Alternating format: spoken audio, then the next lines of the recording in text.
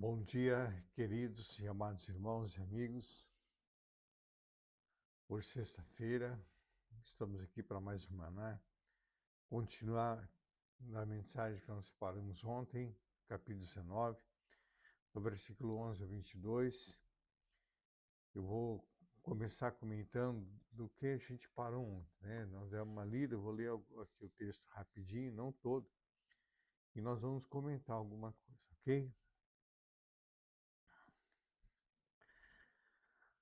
Versículo 13 em diante. E alguns judeus ursistas ambulantes tentaram invocar o nome do Senhor Jesus sobre pessoas possuídas de espírito maligno, dizendo: ordena que saiam pelo poder de Jesus que Paulo prega. Os que faziam isso eram 7 filhos de um judeu chamado Seva, sumo sacerdote, mas o espírito maligno lhe respondeu: conheço Jesus e sei quem é Paulo, mas quem são vocês? Vai.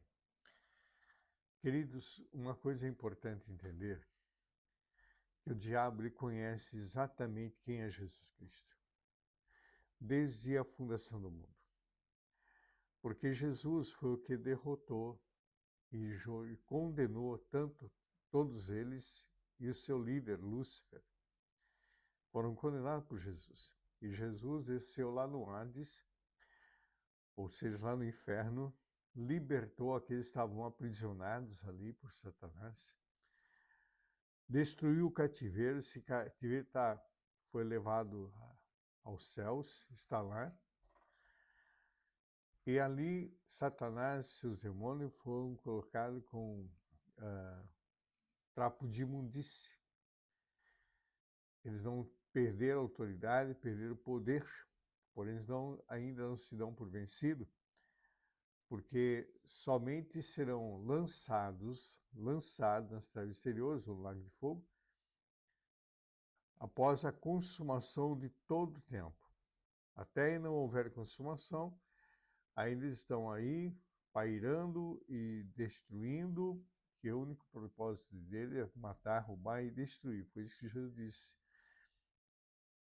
E aqui, quando esses 7 filhos de sumo sacerdote, quem que era o sumo sacerdote? O sumo sacerdote é o que se apresentava uma vez por ano no Santo do Santo, para fazer sacrifício pela nação, por ele e pela nação.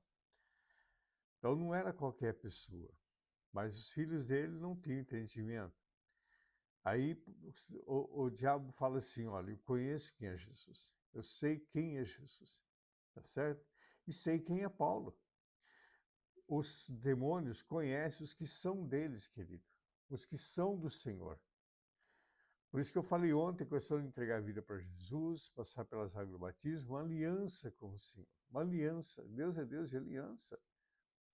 É que nem casamento, tá certo? Uma coisa muito prática, que nem um casamento.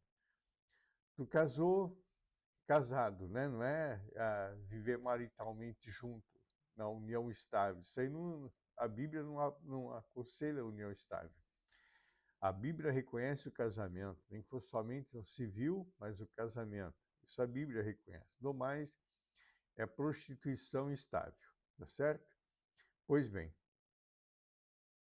ali então os demônios sabem quem são de Deus, quem pertence ao Senhor e quem não pertence. Porque aqueles que pertencem ao Senhor, entregam suas vidas, faz uma aliança, faz um casamento com Cristo. Ele é o noivo. A igreja se torna noiva de Jesus.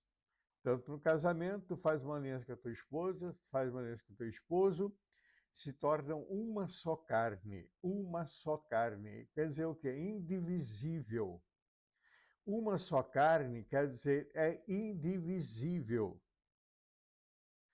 Tá certo? Não tem como separar. Então é muito sério isso. Se as pessoas entendessem um pouco de profundidade das palavras, não cometeriam tantas besteiras. E assim aquele que entrega a vida para Jesus torna um com Cristo, um com Jesus. É inseparável. Não tem como. Como é que se eu tenho Jesus e me tornei um com Ele, eu vou adorar um outro Deus que não seja Jesus Cristo, a um Deus estranho, uma imagem escultura. Eu estou prostituindo. Isso é prostituição. A Bíblia condena, querido. E o diabo sabe, portanto, quando ele fala assim, eu conheço Jesus, eu sei quem é Jesus. E também conheço Paulo. Agora vocês, quem são vocês? Tá certo? Essa pergunta até hoje. Quem são vocês? Vocês não têm nome, vocês não têm o registro, vocês não são ninguém. Aí os 7 apanhou e ficaram nu diante de uma pessoa possuída de demônio. Uma coisa importante, queridos, nós entendermos que o diabo não sabe o que nós pensamos, mas os nossos pensamentos criam forma no reino espiritual. O nosso pensamento, ele dá forma nas regiões espirituais. E o diabo, ele sabe aqueles que são do Senhor e que não são do Senhor pelo pensamento. Ele não sabe o que tu está pensando, mas ele tem noção porque aquilo que tu está pensando teve uma forma, tem uma forma no reino espiritual. E aquilo que tu forma no reino espiritual, das duas uma, ou os anjos, Senhor, estão ao teu redor, que é aqueles que temem a Deus. Os anjos acampam ao redor deles. Os que não temem a Deus, está desprotegido. Aí é onde chegam os demônios, para possuir e fazer o que bem quer entender. Está percebendo a importância, queridos amigos, de entregar a vida para Jesus, passar pelas águas. Não é situar, pastor, agora eu tenho que ser evangélico. Não. Aí tu vai, querido, passa o primeiro passo. Aí quem vai te convencer de continuar onde tu está ou mudar para um lugar onde tem a palavra, onde tem ensinamento da Bíblia, onde tem o ensinamento. Não adianta ir para qualquer igreja. Não é qualquer igreja evangélica que é boa, não, querido. Eu não aconselho. Primeiro, analise se a igreja é um ministério sério. Se o pastor, presidente, os que estão ao redor dele, são pessoas de integridade. Começa a observar que isso é um namoro. Antes de tu casar, agora está essa moda, um olha para o outro e está morando junto. Mas, querido, eu namorei 2 anos, noivei 3 anos para me casar. Foram 5 anos. Que a gente que vem de uma descendência europeia, italiana, não casa com a mulher, ou não casa com o homem, casa com a família. Então tem que conhecer a família, quem é a família, quem não é, como que é a vida da pessoa, como que não é a vida da pessoa.